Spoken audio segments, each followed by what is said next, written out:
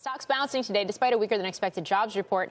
Non-farm payrolls rose 50,000. That was shy of the 73,000 estimates. Revisions also brought down totals for November and October.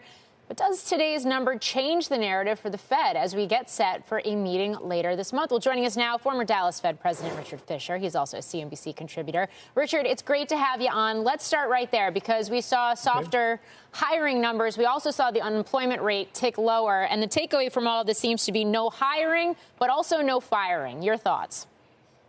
I think you summarized it well. And I think it doesn't motivate the Fed to move it in their meeting at the end of this month. Again, the inflation numbers, we don't have clear view yet. We have a partial report from last month, from the 14th up to the 14th on. And we got to get a full report of that number.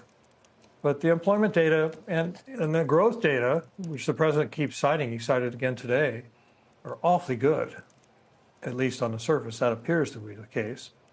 And I don't see why the Fed would feel compelled to move other than Mr. Byron, who, of course, is predictable. So we'll see. Okay. And, of course, we get CPI reading and PPI next week, too. We know the Fed has a dual mandate. What's more important to the equation right now? Is it labor and how that data continues to flesh out here in coming months? I always say that the inflation number is the key number. The White House and the politicians worry about the employment number, understandably. They want to be reelected and they like to be supported. And the Fed tends to err on the side of the inflation numbers. And, you know, a lot has been made of how well the market has done this first week.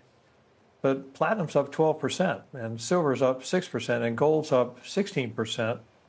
And the dollar is up, but only 0.7%.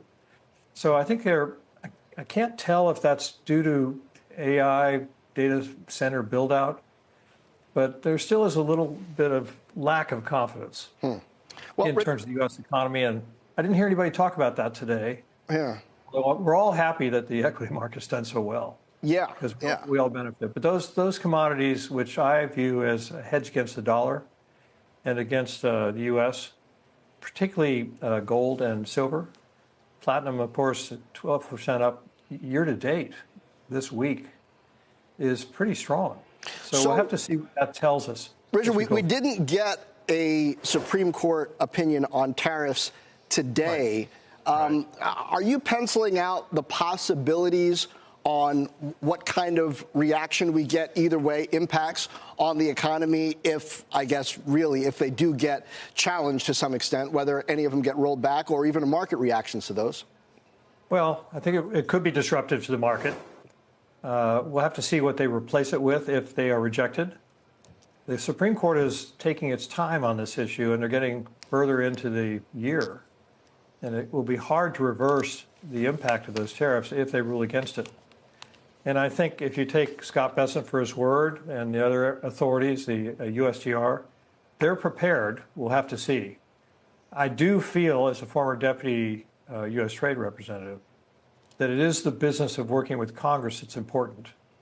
So I wouldn't be surprised if they rolled it back, but I will not be surprised if they use Section 301 and the 232s and other sections to make up for whatever the Supreme Court might rule against them.